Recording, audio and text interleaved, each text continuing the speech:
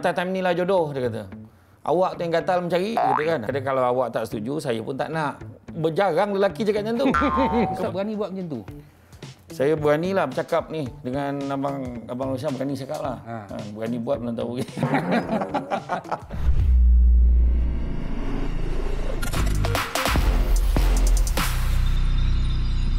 Bismillahirrahmanirrahim. Assalamualaikum warahmatullahi taala wabarakatuh dan salam sejahtera bagi mereka yang bukan Islam yang menonton Sembang Viral pantas, padu, padat, pendek aja 10 minit penuh dengan info janji bermanfaat. Alhamdulillah anda bersama kami Sembang Viral sekali lagi dan bersama dengan saya Ustaz Samsul Debat. Wah, kita berdebat ni. Oh, janganlah.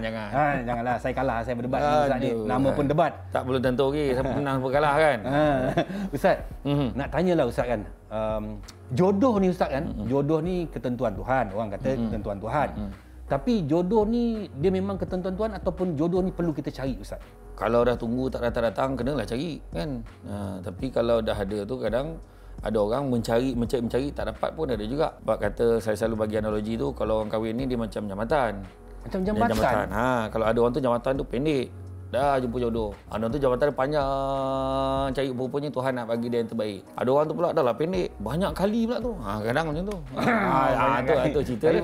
Tapi Ustaz sekarang ni Ustaz kita tengok Ustaz kan, kadang-kadang kita tengok kat luar ni bila orang tu dia dah ada ekonomi yang baik. Dia dah berkahwin pun, dah ada ekonomi yang baik. Lepas tu ada kedudukan yang baik. Tiba-tiba ada jodoh nombor 2 Ustaz. Boleh ke Ustaz? Dia kata boleh tak boleh. Ayat dia kalau kita marah kat dia pun dia kata dah jodoh. Dia kata kan. Ayat dia. Bila orang perempuan kalau dengar cerita ni, terutama perempuan yang dah berkahwin, dia kata cakap lah. Time ni lah jodoh, dia kata. Awak tu yang gatal mencari, dia kata kan. Tu ayat perempuan. Jadi dalam hal ni saya nampak memang kalau ikutkan ketentuannya benda ni semua ujian. Ada orang ikhlas nak jadi isteri pada dia. Ada orang yang buat cara baik. Cara baik tu dia tanya isteri dia dulu. Kan? Apa pandangan? Kata kalau awak tak setuju, saya pun tak nak. Berjarang lelaki cakap macam tu. Kebanyakan lelaki tu dia cakap, kira cerita nak kahwin, abang nak kahwin ni. Gitu. Itu kadang-kadang penghormatan pada orang perempuan tu tak cukup. Dia kena buat macam tu kalau boleh lah.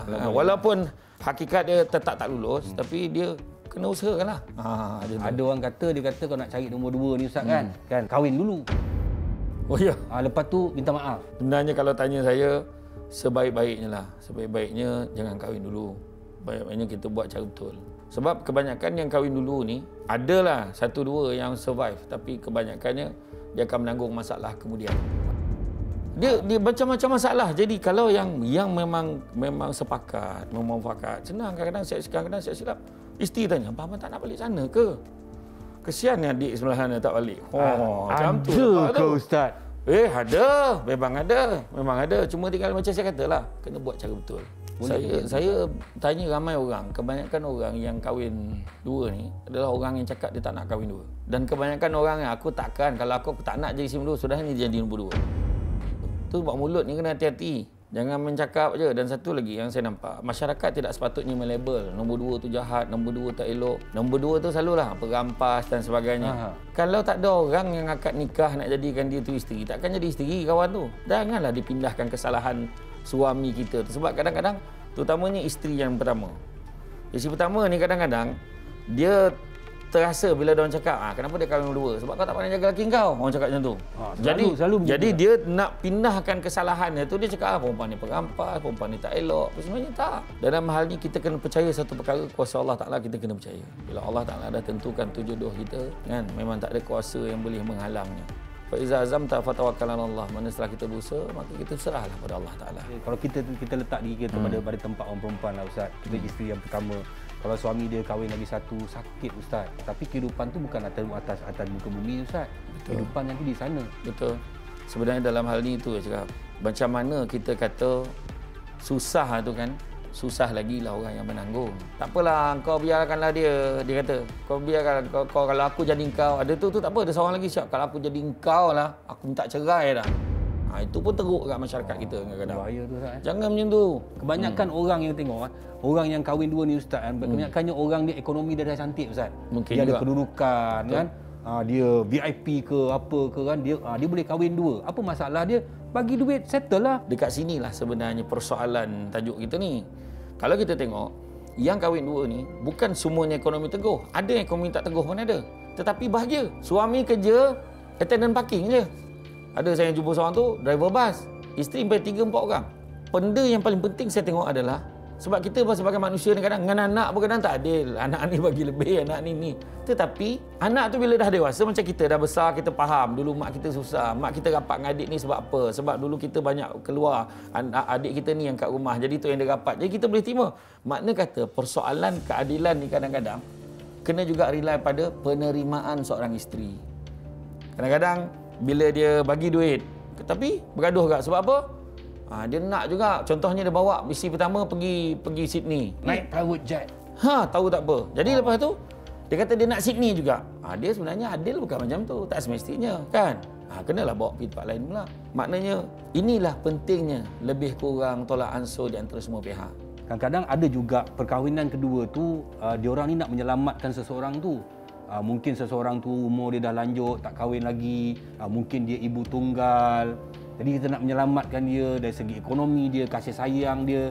Jadi kita ambil dia sebagai isteri kita yang kedua, ataupun ketiga, ataupun keempat.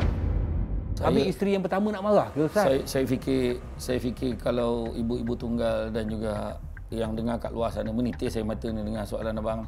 Tapi sebab menyelamatkan ni, menyelamatkan ni, inilah alasan yang paling baik sekali yang orang cakap kan. Tapi akhirnya ya dia nak menyelamatkan tu. Orang perempuan dia tetapkan bertikai. Memang nombor satu, dia tetapkan marah.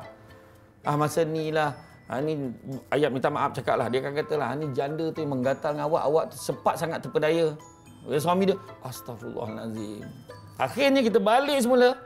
Yang paling baik sekali, abang ni nak kahwin ni kerana Allah, katakan. Sebutlah apa pun. Sebut abang ni nak kahwin ni kerana Allah. Bukan kerana abang ni apa. Dan kebetulan abang boleh bagi kebajikan dekat dia.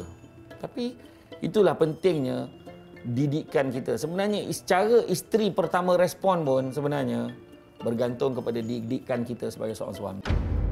Tapi bukan mudah nak jadi isteri yang kedua Ustaz. Maknanya kalau orang-orang ni kalau dia nak kahwin pun, walaupun dia dah berumur ke, tak kahwin lagi ke, ataupun dia ibu tunggal ataupun apa pun janda ke, maknanya dia nak jadi isteri yang kedua ni dia kena fikir habis-habis kerana tomahan memang menjadi adat dalam masyarakat kita Ustaz. Dia kena bersedia.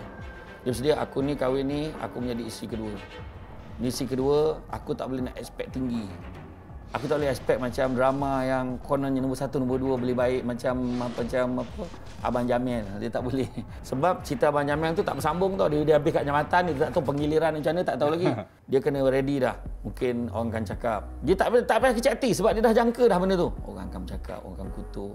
Jadi dia kena sabarlah sebab itu harga je untuk menjadi isteri yang kedua. Menjaga aib suami ni penting bagi isteri. Wajib. Bukan kata penting lagi dah, wajib. Walaupun suami itu dikongsi bersama, guna sama ayat dia kan. Jadi dia kena tetap taat pada suami dia, jaga maruah suami dia, jangan jatuhkan. Memang tak guna tu, kahwin je pandai, apa pun tak kerti. Jangan macam tu.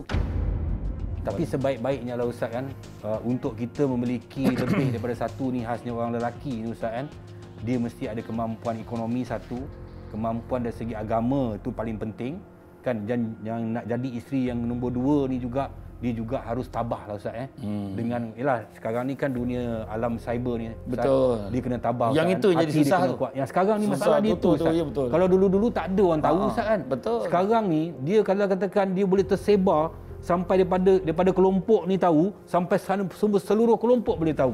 Dulu sampai satu tahap dah meninggal baru tahu dia ada isteri satu lagi. Dulu. Sekarang kan tak balik seminggu dah tahu dah. Dia pahal kan. Nak pula Covid tu lagi. Ya tahu tak apa kan. Dah resah gelisah nak balik belah sana tak boleh. Tak boleh nak gentah negeri. Contoh kan. Jadi sebenarnya sekarang ni dunia tanpa sempadan. Kan dasar langit terbuka, jadi kena bersedialah dengan cabaran-cabaran yang lebih getir lah. Ustaz berani buat macam tu? Saya beranilah bercakap ni dengan Abang Usam, berani cakap lah. Berani buat belum tahu. Sebagai masyarakat kita tidak boleh menghukum mereka kerana itu bukan permintaan mereka, tetapi itulah yang dikatakan jodoh pertemuan ketentuan Allah Subhanahu Wa Taala. Kami bersembang-sembang di sini bukannya untuk menghukum tetapi mencari jalan penyelesaian supaya kita berfikir yang mana baik, yang mana buruk. Kalau tak pasti jangan kongsi. Jangan kita buat wakaf dosa. Teruskan bersama Sembang Viral di TV9. Kalau tak puas hati, kita PM tepi. Assalamualaikum warahmatullahi taala wabarakatuh. Salam sejahtera kepada mereka yang bukan Islam yang menonton kami. Baik. Terima kasih Ustaz. Sama.